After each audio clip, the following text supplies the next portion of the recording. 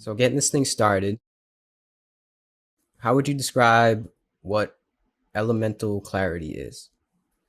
Elemental clarity. So that's not what I thought your first question was going to be. Elemental clarity is, so I'm a Feng Shui consultant and under the guise of elemental clarity.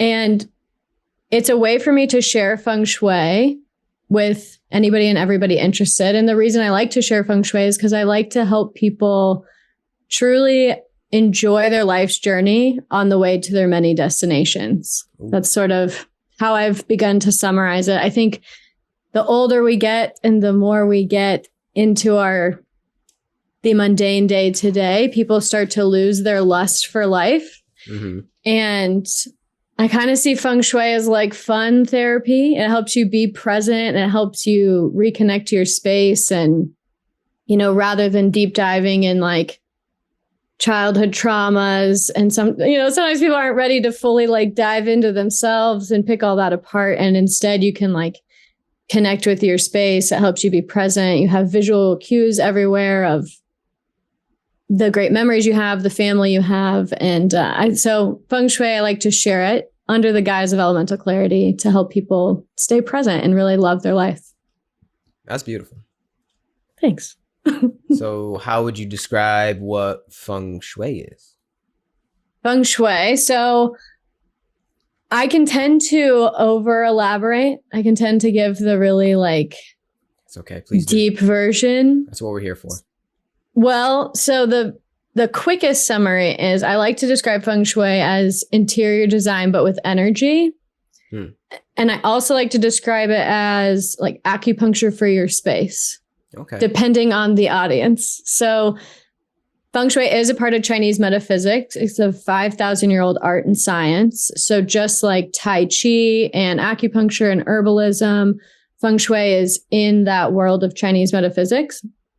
If you think of acupuncture in a traditional Chinese medicine standpoint, an acupuncturist, like say you go in and you're anxious, they consider that like fire in your chest, fire in your heart.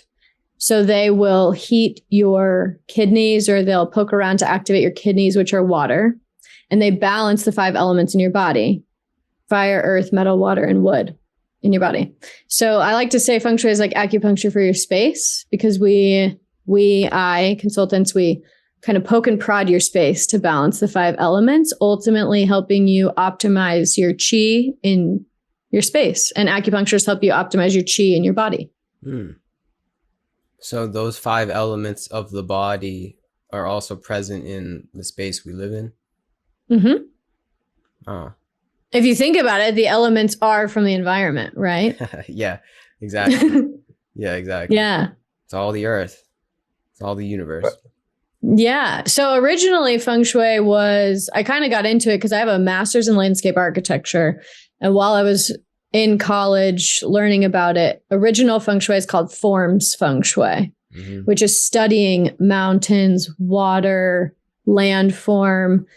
Original Feng Shui was created for like farmers and people cultivating land to pick the most abundant land. So like mountain at your back for protection, water at your front for abundance. And then it went into Yin House Feng Shui, which is actually, it's still used today, but it's also the oldest form of it is children would pick their parents. They'd bury their ancestors based on like optimal Feng Shui of the land so that they'd have great ancestral luck. So as a landscape architect, I stumbled into it, writing papers about it. And then if you Google today, though, there's this whole westernized Feng Shui version, of course. It's much more DIY. It's a little bit more about tchotchkes.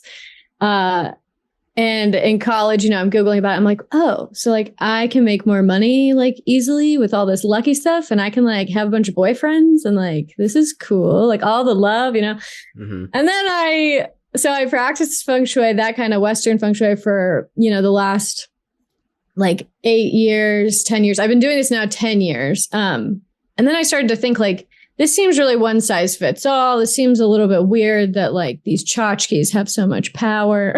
What is a tchotchke? So a tchotchke is like, just like a lucky charm, like the waving cats or like the Oh, Like okay. in Feng Shui, like gold dragons or, Okay. they're not all tchotchkes, but it's just like these objects that people, like a lucky frog or something. Tchotchke. Okay.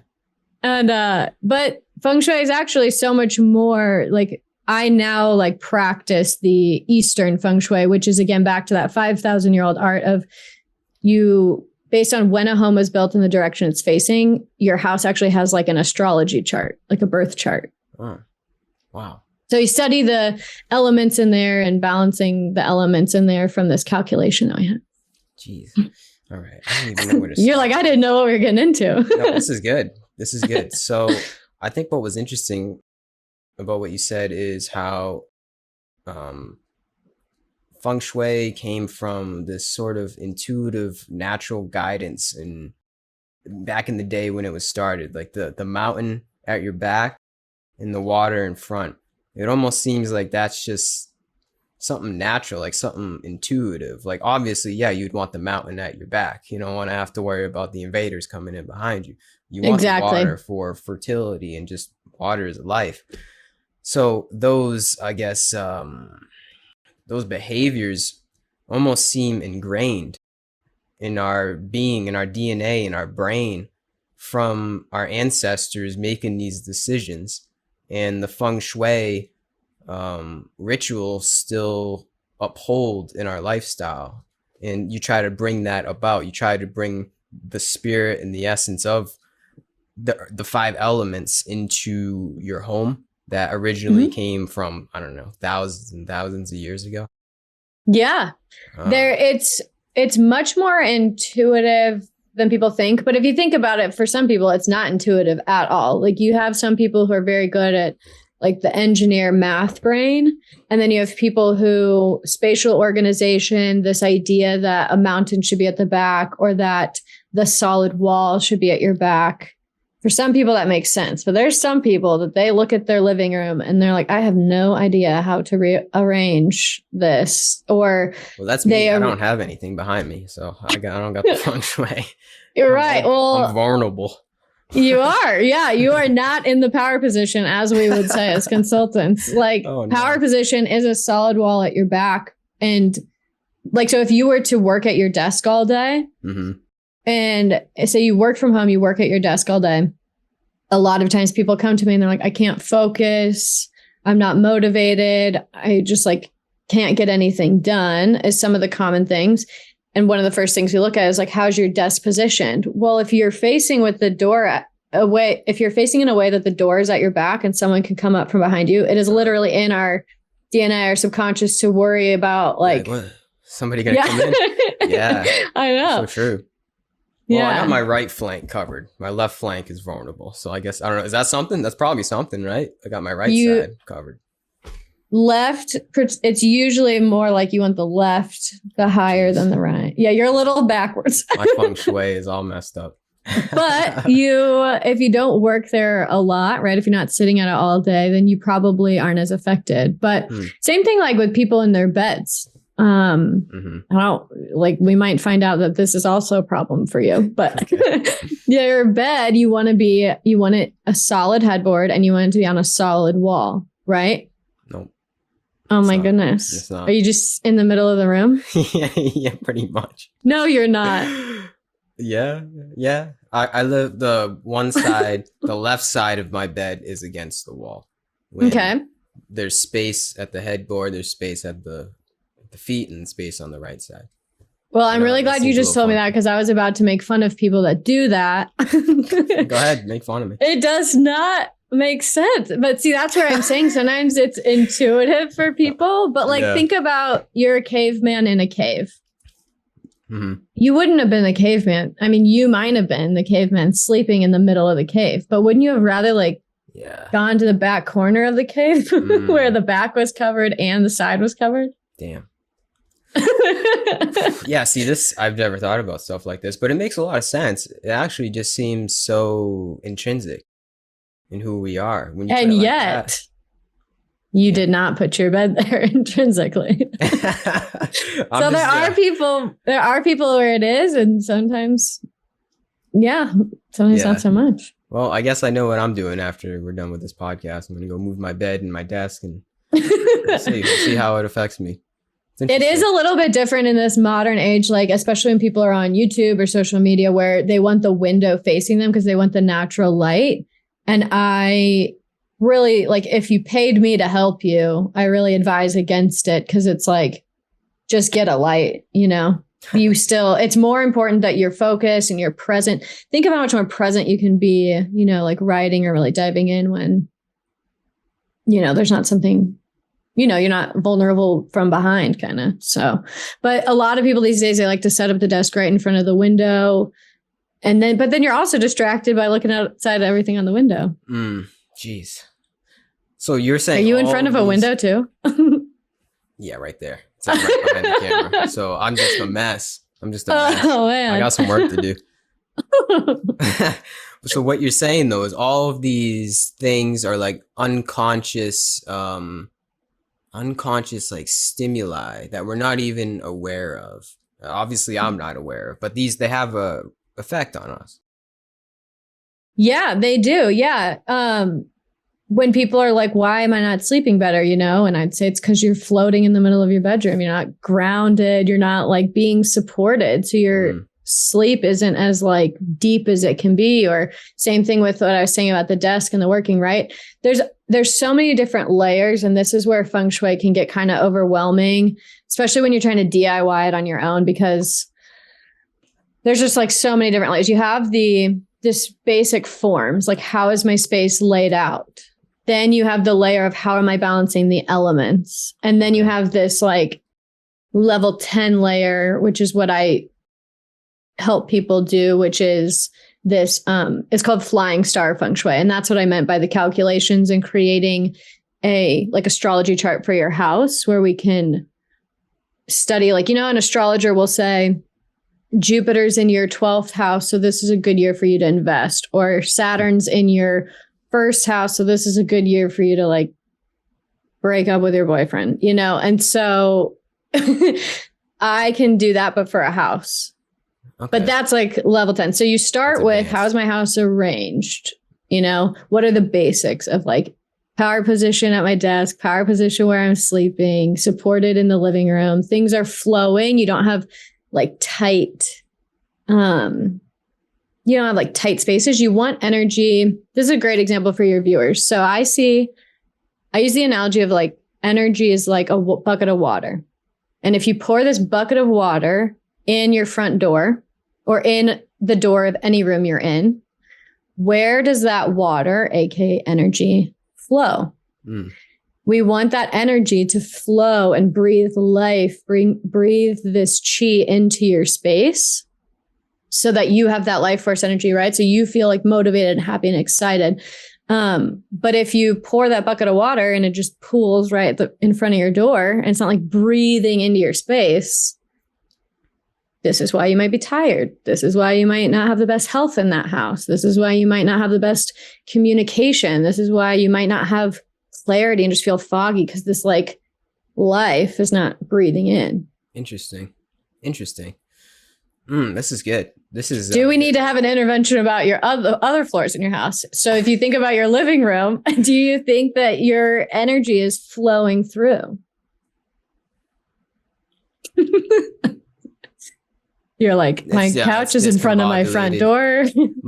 Honestly, yeah, my couch is in front of where my bed is. It's like, so my living, it's hard to explain. I got like 2 rooms without getting too much into it. It's a pretty small place. My bed is in pretty much where the living room is because it's like a movie theater, I like to call it. So it's in the same room as my couch. There's not that much space because of it. I would say that the energy in the way that you put it is not conducive to that kind of flow, to be honest with you. But it feels solid. If that is it feels like a solid room, you know, it's a good place to chill. But not a lot of flow. And this one that I'm in is very open. This is like my yoga room. So I have I got bonsai plants right near the window. I think that adds some feng shui. Got my yoga mat right here and just got like a bunch of posters. I got a lot of yogic posters, Veda. I got Hanuman. I have Shiva. I just got a lot of reminders all around the room to come back to that sense of spirit, if that helps. That is good. So that's another great thing for your viewers to like think about. So a big aspect, this is more like that modern twist, right? Because 5,000 years ago, people didn't have posters. But if you think about what am I surrounded by, if everything is energy, and if our subconscious manifests 95% of our reality, and if our subconscious speaks in images, what is the stuff I'm surrounded by? Yeah. And what are the images around me? And so that's a great point. And that's working for you, is that you have these images that remind you of your purpose, of where you're headed, of where you're going, of what you want. Mm-hmm. Whereas some people, I do kind of poke fun at these people too. So hopefully everybody has a good sense of humor. But like the people who have that beach photo with the dock that leads to nowhere into the ocean, not a good subconscious message. Yeah, you're going nowhere. Where are you going? Yeah.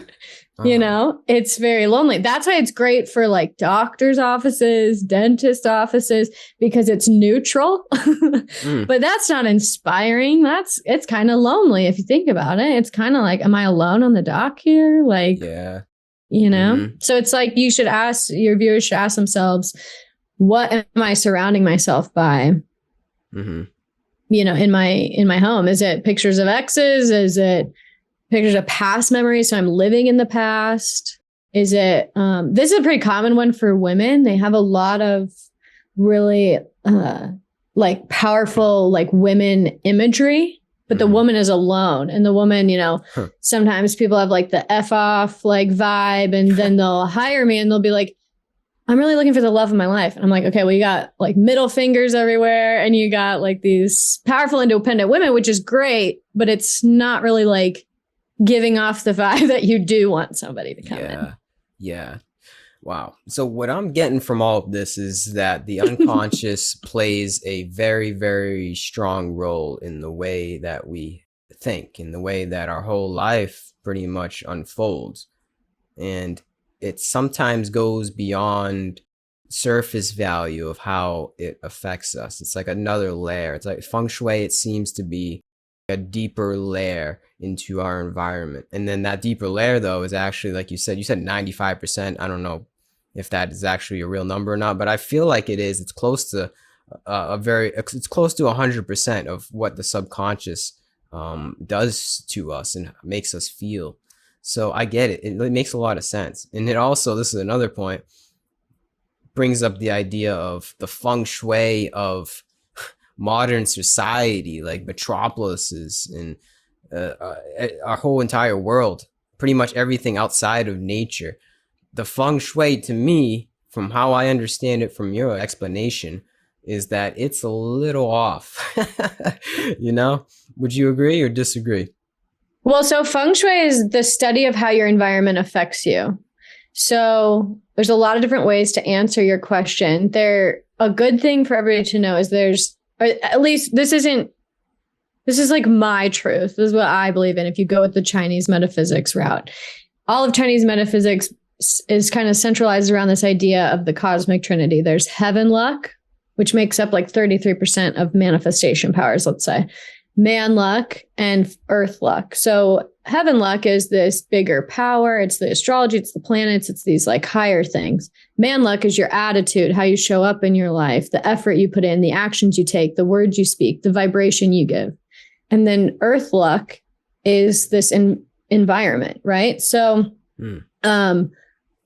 places like metropolises, cities like Hong Kong and Singapore, they are built with Feng Shui. Their city planning uses Feng Shui. So it can be this macro level, and then you can get as micro into your studio apartment. You know what I mean?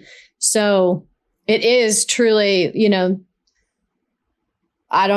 they're like Arizona. I'm trying to think of the US who uses it. But in terms of major like cities, Hong Kong, Singapore are the two most famous for using Feng Shui to build. It's big in Arizona. There's certainly some like cemeteries that still use it and city plan with it. And what about like downtown Chicago?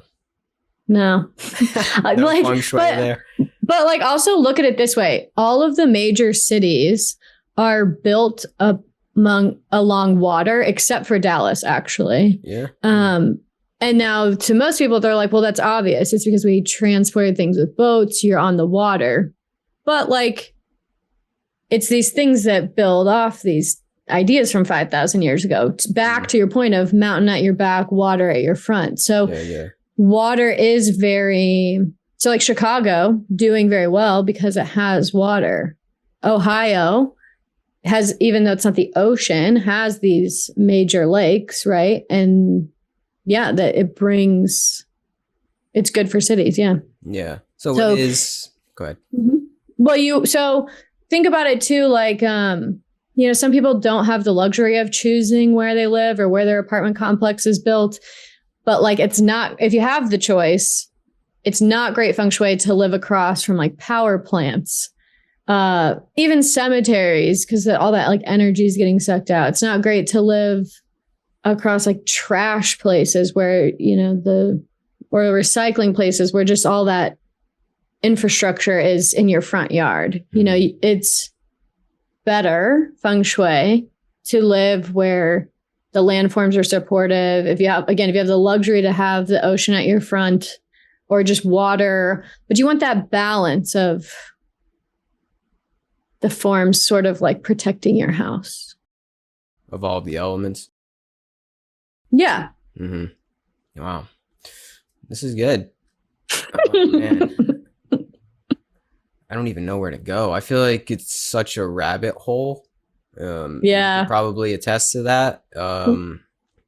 Yeah. That's why it's been a rabbit hole for 10 years of mine. Yeah. So I was in corporate and then got let go because of the pandemic, and I was in sales. I was like, you know what? Because I did landscape architecture, went into sales, got let go because of the pandemic. And I was like, you know what? I've been doing this. It's my passion.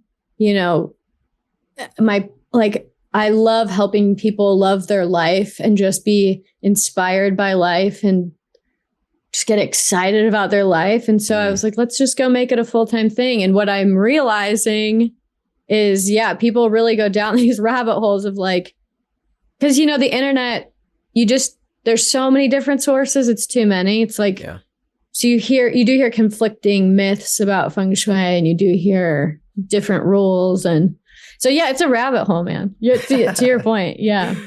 So you can think of it as this macro in cities, and you can think of it from this like esoteric, like using the energy, but then it can get down to how do you decorate your space? Yeah. That's probably the most relatable way to tap into feng shui, is just how we decorate our homes, right? Mm-hmm. Yeah. Makes sense. Damn. Well, like I said, I got some work to do. Yeah. It seems. Now, do you notice a very drastic difference in your life since 10 years ago? And do your clients also say the same thing? Yeah, I definitely do. It's certainly something that, I know you're big on meditation. Like, there's all these people who kind of start with meditating and yoga and this like spiritual internal energy practice. And I was sort of the opposite because of my degree. Like, I sort of fell into that earth luck part of the Trinity, like the earth luck first, learning about feng shui, learning about this, like connecting to your space and like this luck and this energy around us. And I was always into personal development and reading all the books and the Tony Robbins stuff. Like, I was always into that, but I sort of felt, and I was always like really liked counselors and therapy. And you can't tell I like to talk. So I was like pretty cool with talking about figuring out things and like why people are the way they are. But they didn't seem connected. And then over time, what I realized, and I didn't know about the Cosmic Trinity until I got like professionally trained in this. But what I realized is that you can take all of this internal energy action, this meditating, this thinking positive, this being good, this being positive. And that's, if you think of it in math, 33% of this Trinity. But it's like, there's a whole other, this feng shui side you can tap into. Like, and we really have so much more control over. We don't have control, but we really do have so much more control over how we like manifest and what we can create. And I love that saying life's happening for you, not to you, and that you are co-creating with something bigger. And so it's like tapping into the space and using both is really important. So I sort of got on a tangent, but yes. So in terms of progress, I had a goal, for example, to pay off my student loans before I was 30. And my first landscape architecture job, my salary was like half of what I owed. And that student loan is like, you have 20 years to pay this off. And I was like, okay, I have no idea how this is going to happen. But I would feng shui to bring in the most abundance, to bring in energy that helped me meet the right people, that helped me advance, that helped me accomplish my goals faster. And I did eventually, I ended up paying off my student loans in a year early when I was 29. So 6 years instead of 20. It helped me, like, I didn't climb the corporate ladder because I was in sales, but it really helped me advance in my career quickly. For other people, I've had some women come to me that can't get pregnant. And I don't like to promise this because that's just such a heavy topic, but people who, we feng shuied their place. We saw some few things and it would help them get pregnant, or it helped them end up like relieving some pain, because there's certain things in our environment that affect our house. And so sometimes it's undescribable. It's like, I work out, I do these things, I eat right. Like, I'm doing all of the right things. Why is this not working out for me? And I've got, countless stories of how you then use this earth luck energy paired with you doing everything right, being a good person, being positive, taking action. And it unlocks this other layer. Interesting. Another layer. So essentially, doing the meditative modalities, yoga, all of the inward work, that's fine and dandy. That's great. But it's super important, I would say. Super, super important. But maybe you're saying you're missing the point if you're doing yoga at a landfill. You're doing yoga in an environment, or meditating, and your environment doesn't change, as in, like, it starts within and then goes without. So if you're not changing up the environment without, you're not changing within. To me, it almost seems like what you described, like a two-way street. It's like it started on the outside for you. Like you said, you were interior decorator? I was a landscape architect. So it started in that way, but then also it's a reflection inward. But I feel like it can also be looked at on the opposite side, where, like, you start inward and then it becomes a reflection outward. It's a two-way street, it seems, And I guess we all have our different starting points on that. You're familiar with, because I've listened to some of your other podcasts, but you're familiar with all the, like, universal laws, or a lot of the universal laws, right? I mean, like law of attraction, cause and effect, things like that. So there's the law of correspondence, which is essentially your external environment is a direct reflection of your internal environment. But I like to like kind of one up that. Who am I to like change the universal laws? But I think it's way more of like an infinity symbol, like this, exactly what you're saying. Like, your external is a direct reflection of your internal, who you hang out with, what you do, like you create this reality, but also in the reverse, your internal, well, now what did I do? But like we're saying the same thing, that it goes back and forth. If you think of like hoarders, for example, it's their life is they're unhappy because they can't like move in their house. They have boxes. I mean, have you seen that show Hoarders? Like, I can't even watch it, but it's like crazy how everything's just stacked up and they're just really like slowly dying in these houses. But what came first, the chicken or the egg? Usually what you find out with hoarders is they have these internal limiting beliefs and these internal fears of lack and scarcity and being alone. And so it's this like definitely a dance of, you need to work on your internal and clearing, and like, what's your purpose and where are you going and what do you, believe in and want out of life. And then in the meantime, like your environment will help you attract that. And you need to keep your space clean and breathable and this chi coming in so that it can fuel you and you can do that. Yeah. A more like relatable example, because most people aren't hoarders, but like a lot of people don't like dust. Well, dust is like old skin cells and hair. And like people are like, why am I so tired when I get home? And like, why is my health not great? It's like you have layers of dust. Yeah, you're living in like shedded energy and shedded you. Yeah. Mm-hmm. So like, I actually thought about it today. Like, women and some men have their skincare routines and it like keeps your face from aging and cracking. Well, like dusting and just cleaning is like keeping your home from like slowly aging.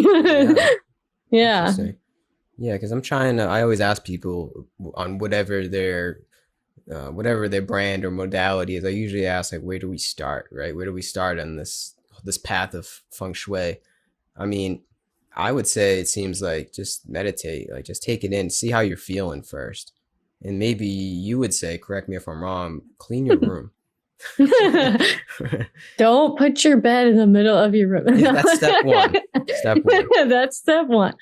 I would say, well, so I think, and this is kind of what I was saying, like Feng Shui is fun therapy because sometimes it's really scary and hard for people to go inward. Sometimes, and like, how often do you hear, I can't meditate, my brain is like, it never shuts up.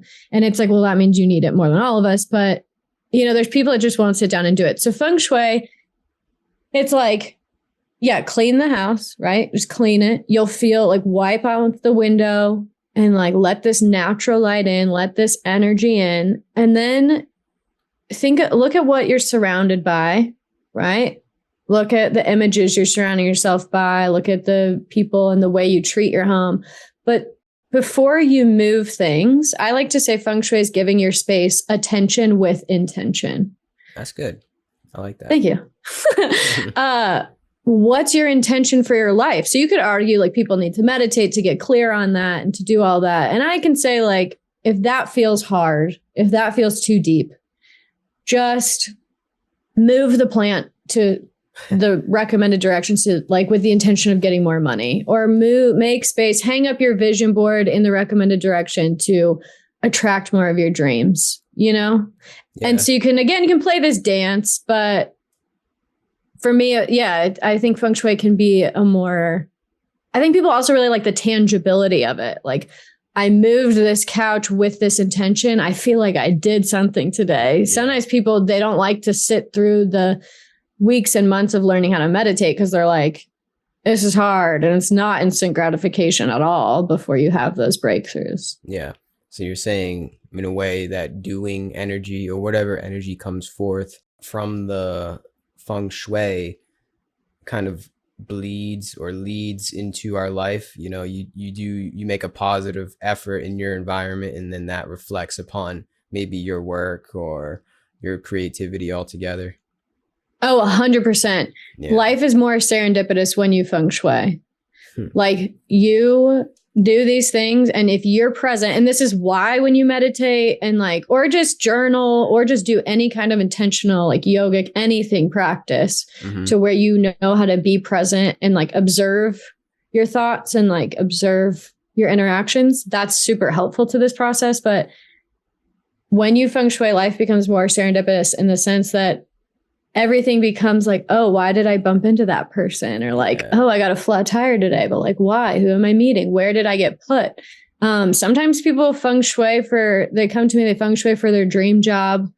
And it does not normally happen this way, but sometimes right after we Feng Shui, they'll lose their job. And it's like, don't panic. You didn't lose your job because Feng Shui doesn't like you and things went bad. It's because you wanted your dream job. So now you have the time to go and find it, the universe gave you that extra push. Rarely does it happen that way. But sometimes it is that like obvious, you set this intention, you gave your space this intention, you did the action and you watch how it unfolds. It's very common. Like for me, the way it worked is I was a landscape architect and I did this 5-year master's, like whole big thing. This was the plan. And then I'm doing it. And I'm like, I hate this. Like, this is not for me. They were like, Jeannette, you talk too much. You need to sit down and do your work. And then I was just like, what am I going to do? And I just was really getting into this like deep, dark rut. And so I feng shuied with the intention of like, help me find the answers. Like, I don't know. It's just almost like a naive college kid. Yeah, kind of, and that's where feng shui is not a religion, but it helps you connect to whatever you want to connect to, right? I do believe in God. So like I prayed or bigger spirit of something. I'm co-creating with something, right? Yeah. And I just say God to keep it easy. But I very recently after that ran into like a sales rep. And I was like, hold on a second. Your job is just like getting paid to talk and like talk about products you love. Like, and you just talk to the architects and sell, like, what a cool job. And so slowly I met the right people and connected. And then I got into a sales job and then I got recruited for the dream job I wanted, So yeah. It just like falls into place. But if I wasn't aware or present, and that's where feng shui helped me, because this was before I meditated. Feng shui helped me be like present because I knew why. Every time I looked at the plant or the couch or the water feature, I was like, that's helping my money energy. This is helping me find that right person. Interesting. So it's like a foundation. It's a foundation of remembrance and a reminder ultimately that leads us back to a sense of flow with life, a little less inertia. Right? It's like a nice solid it's a solid foundation built upon intentions in one's environment. Yeah. It's making sense. It's making sense. Well, that's good. That's what I'm here for. I hope so. I hope that's where we're going. Yeah. And that's why I think I sort of touched on this, but feng shui is nice because I think people like, a lot of times anxiety comes from feeling out of control, from feeling that unknown, right? And so feng shui, it's like your house is your house. It's like your safe space. It's your protective area. And so it's nice to feel like in control, at least whether you actually are or not. It's like, I put that there. I decided these things. And if life feels chaotic, it's like, all right, well, I got all the dishes out of the sink and I like went and like opened the window in my money energy area. And like, I feel like I did something. Yeah. I put that vibration out there. Yeah, exactly. It's not that we can control everything. There's still a sense of surrender. Yeah. Like you said, you almost prayed, right? You put it out to the universe in a way. Right. There's still that surrender, but yet we still have a little bit of control. There's still some things that we can attune ourselves to that help us just flow. Yeah, I don't know what another word to say. It just helps us be more conducive to the flow, to the logos, as one may say. So, yeah, you don't know how it's going to happen. You don't know how it's going to happen. You don't know what the answer is going to be, but you can put that intention out there. Which is the same as, I guess it depends on what kind of meditation you're doing, but the people who do like money, I keep going back to money, but like a meditating for abundance, right? You hear those like guided meditations, like, or people these days are all talking about manifesting. And again, none of that tells you the how, but you can put your intention out there. And sometimes you get the clarity for the next step. Then you try the thing on the how, but it doesn't always, sometimes you're meant to like make that mistake and learn from that. So yeah. Wow. It's all about intention. Seriously. That's always like the second thing. So like feng shuiing is giving your space attention with intention. What I realized the common missing thing when I was self-educating on feng shui, and then like now becoming somebody who like does it for people and with people, what was missing from all these blogs and like YouTube videos 10 years ago is like, they're like, put this gold dragon here, put this bamboo plant here, put this water feature here. But then people would be like, this doesn't work. Feng shui is stupid. What is that? The missing thing in all this information is nobody was saying like, but you have to have an intention behind it. Yeah. You have to have a reason. Well, then people are like, well, my intention is I want more money. And it's like, okay, cool. And that might work a little bit. You might get like a quick hit of $50. But like, what do you want to create in your life?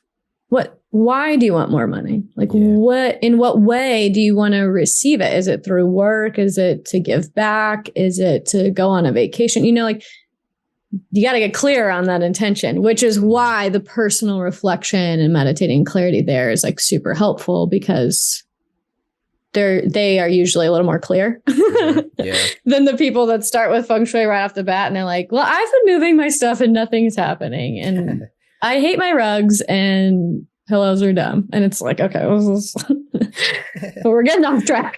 Like you're forgetting the purpose of why this exists. Yes. Intention. We have the power. We all have the power. Truly. Yeah. Mm-hmm. And we either take back our power or somebody utilizes their power on us. That's the thing, is we either fall into somebody or something else's intention, or we fall into our own intention. There's always intention, right? There's always energy, it seems, that comes forth in our lives. So it's like you just got to know how to take back that power in one's life, and then I guess just mitigate suffering. Life becomes a little bit more enjoyable in that way. Yeah. Sure. Yeah. And that's why, like, maybe if you're at a job you don't like and you're not getting along with your coworkers and stuff, like that's where your home is so much more important. People really like forget how much of a blessing, even if you're renting, even if you're living in a garage, like your safe space is so important, you know, and reconnecting with the items that you have and things like that. It's very powerful. It is. I like to say our homes, and maybe not mine after our conversation. Yeah, I'm like poking hole. Yeah. But I like to say our homes are like a temple. If we don't actually go to a temple, I would say make your home into a sort of temple and have totems of reminders and remembrance all around to bring you back to that sense of spirit within. Obviously, like I said, I might have a little bit of work to do on the unconscious level, but I guess getting there, work in progress for all of us, right? Yeah. Well, I mean, maybe not about the unconscious level. Like, you're certainly connecting to it in other ways. Yeah. But then even similar to how, like, at first you were like, oh, it seems so intuitive. It seems like a no-brainer. We would think the mountain at our back. And then we find out, you know, maybe it's not as intuitive for everybody. Yeah. But same thing with like colors. So this is where the elements sort of start to play. Colors also affect our psychology. Colors, if you have a bright red bedroom and you're wondering why you can't sleep very well, red is fire. There's a lot of energy. It's a lot of color. It's very activating. If somebody's very angry in the home and they sleep in the red bedroom, it's like, try and make it more of a zen space and maybe they'll chill out a little bit to you know, play lightly. But all of these, like fire, earth, metal, water, wood, all have colors associated with it, elements associated with it. And also everybody has a personal energy number and their own personal element. So for your viewers as well who are interested, I do have a link. It's a free guide to help you discover it. You just look at your birthday and you click on it and I made a really easy cheat sheet. So you find out what your element are, your energy number. But then you look at, okay, so if I'm an earth person, so fire supports me and metal is like my output. So I balance the things. If I'm low on energy, if I'm not feeling well, like I boost fire sometimes to support me more. Wood controls earth. And so like too many plants, like I have a plant here, but I am not the person that has like a jungle oasis in their living room. Plants like overwhelm me. I don't feel that great in it. So then you go to this layer of, you know, we've talked about the images and we've talked about the spatial organization, but then you go to this layer of what's my personal energy element and how can I support it and kind of use the colors and the materials to support me. So the next layer is that feng shui is sort of subjective. It's sort of personalized. Very personalized. Yeah. Jeez, this is deep. This goes deep. Wow. Okay. Well, it gets even deeper than that. Yeah. But that's like the next layer, I would say. That's like the next thing to look at. Want to get into, or would that take too much time? Well, I think to stay on this layer for a second, so then your viewers now they can ask themselves, they've looked at the images around them. Now look at the, go find out your personal element and look at, do you have the supporting elements, like the right colors? If you look at your house really quickly, you'll kind of start to see, typically we intuitively decorate with the colors that are supportive to us. Yeah. Usually before somebody tells me, I'll look at their house and I'll be like, you're definitely a personal energy number 3 or 4, which are wood elements. And they're notorious for decorating with lots of plants and teals and greens and blues. Earth people, in my experience, kind of like the metals more. So look at your space and kind of see, do I have a dominance of one? If I'm feeling slow and lethargic and not very motivated, maybe I have too much earth. Maybe I'm too grounded. Maybe I need some fire to like go. And wood is representative of growth and creativity and new ideas. Building. Yeah. Water is representative of like clarity and wisdom and those downloads and emotions. Yeah. Just stuff flowing through, right? Like water flows. I see. Yeah. Yeah. And then fire is that like the charisma, the bubbliness, the being seen. So you can look at like fire, passion, fire, energy. Am I getting a lot of negative attention? Do I have too much fire? So each element has like everything's a balance in this life. That's what it seems to be. Yeah, I feel that. Oh, wow. Are you a Libra? I'm a Sagittarius. Okay. Rising. Or Sagittarius sun. Oh, see, Pisces rising. I don't get into it like that. All I know is Libras are about balance. Oh, okay. You're like, I know one thing. That's it. And that was the one thing. And that's only because I'm a Libra. It's all about the balance. I feel that, though. Oh, that's it. You were like, don't list the rest. I don't know what any of these are. That's too much. That's it. Keep it simple. I'm a simple-minded man.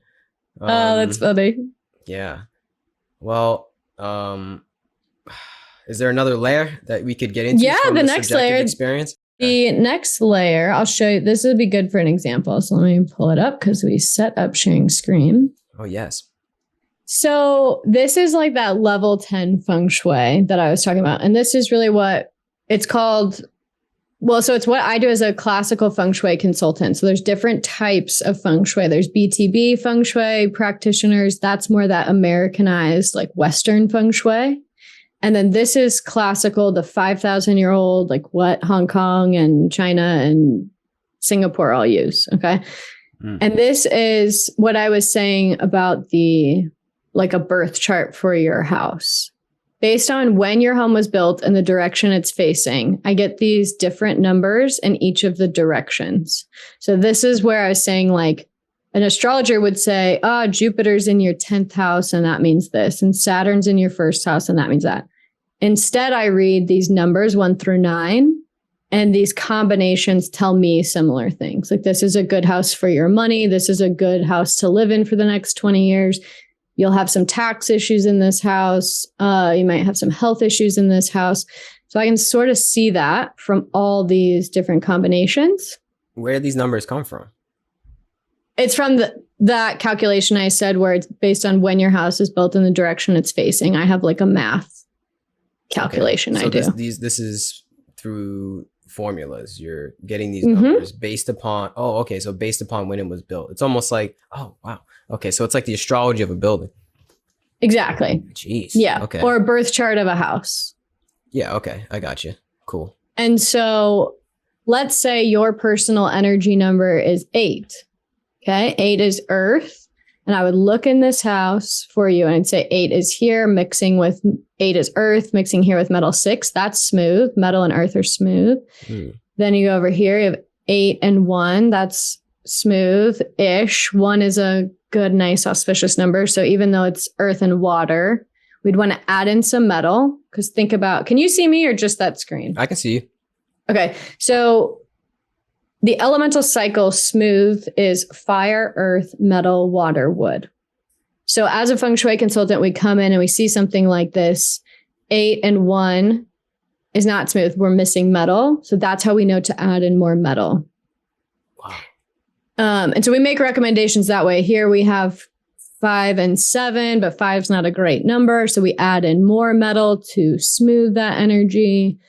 We have fire and metal here. And so we add in earth to make that smooth. So that's where Feng Shui consultants come up with, if you're doing this flying star technique, which is that level 10, like advanced Feng Shui. Mm-hmm. And then everybody has, based on your personal energy number, everybody has lucky directions. So then how can you use that more? How can you work there? How can you sleep in your health? How can you boost the relationships one so that you attract the love of your life, or just work on those co-working relationships, you know? So it's very, very, very dynamic and very custom. Seems almost like a science, though, in a way, when you have the formulas and you have it in this way. Mm-hmm. But what most people are used to is this one. So if you Google Feng Shui, this is what comes up. And this is that BTB westernized Feng Shui where, and I like this. I have a DIY Feng Shui course on my site if people want to do DIY and not dive straight in. But it's just much more, it's not as specific, right? Because if you think about it, it's DIY. I don't know your home. I didn't run the calculation. So it's still helpful though. This is what I did for 7 years. And this one's so much more based on that. It's all based on intention, but this one is really about, I'm rearranging, I'm giving these different directions specific intentions and really putting out what I would like. So this is where people will hear like put a water feature in the north and that boosts your career, or they hear put a money plant in the southeast and that helps your wealth, or they hear put a picture of 2 Mandarin ducks for love, you know, in the southwest. So this is what most people are used to, and I think it's a great place to start. But we were talking about how specific and dynamic it can get. And that's really where this is. Mm-hmm. And this is it's more fast acting, I would say. So people who, hire me that want quicker results. I still can't promise anything. I'm not God. I can read this house for you and I can tell you what to do to make it go quicker, but it's still ultimately that timeline's out of our hands. I see. But typically people see results. Can people work with you online, as in they send you their floor plan and then you do these calculations based upon the blueprints like you're showing me right now? Yeah. So a lot of the work I do is virtual. Okay. Yeah. And it really, it's funny because I started doing this as a profession in the pandemic. So I couldn't have gone to your house anyway. So I'm very lucky to have the background that I have, because I'm very seasoned at reading floor plans and very seasoned at just seeing proportions through a screen. So it's funny. Sometimes I'll have clients that have like a king size bed and I'm like, you need to rotate it. It needs to go to that wall. And we're just in Zoom and they're like, no, it won't fit. It won't fit. I'm like, trust me, it'll fit. So I'm very lucky to have, and that's how life's all unfolding for us, right? Like, thank goodness I had those other paths first and learned those skills before I did this, because it makes it so much easier for me to do it virtually. Wow. So yeah, people can do it. There's like stuff you send. So you send your floor plan, I had like a checklist for people. And if you can't find a floor plan, because then everyone's like, well, I'm not going to do it. I can't find a floor plan. We can use your home from like Google Earth aerial view oftentimes, but it's like the more detail we can get, the better. Cool. Yeah. You know what? On that note, I feel like it's a good note to wrap it up at, Sure. Yeah.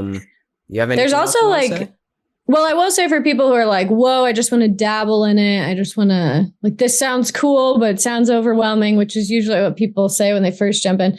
That's go watch my YouTube channel. I have playlists that say start here, and it'll walk you through that power position. Where's your desk? Where's your couch? Then it'll, next layer. Here's how you find your personal element and the colors. And I walk you through the infancy stage to the advanced stage. Cool. Awesome. Yeah, I'll link everything down below for anybody that's interested. Yeah, this was great.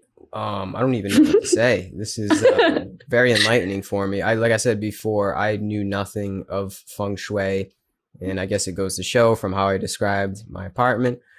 But yeah, I think maybe in the next video, people will see a different view. Right. I know. Like, I'm excited to hear how much better you're sleeping when you put your bed in a place that makes sense. No. This is a side note. I feel like sleeping on the earth in a cave is actually that's probably pretty peaceful. I'd have to try that someday. Like actually sleeping in a cave. That has to be the most natural thing. Like I feel like all of our ancestors probably came from sleeping in caves, right? Or I mean, also on the trees too, up top. That's where our ancestors of our ancestors came from. But when we became humans, most likely we were all in this like huddled together in a enclosed environment before houses. A natural house is like a cave. So maybe someday I got to find a nice cave and see how that feels. Yeah. Well, and you get all that, people are talking about walking on the earth barefoot to get that energy recalibrated, Earthing, like sleeping on it. Like, yeah, you definitely feel better after. Your back might hurt a little bit, but you'll feel good. I can imagine. Well, yeah, this is, I could ask questions all day about this, but I think this is a good note to wrap it up at. I appreciate you coming on here, sharing your time, effort, wisdom, and Feng Shui with us. I don't know what else to say. Keep doing your thing, and I wish you all the best. Thank you. Thanks for having me. Thank you. Peace and love to everybody. Peace and love.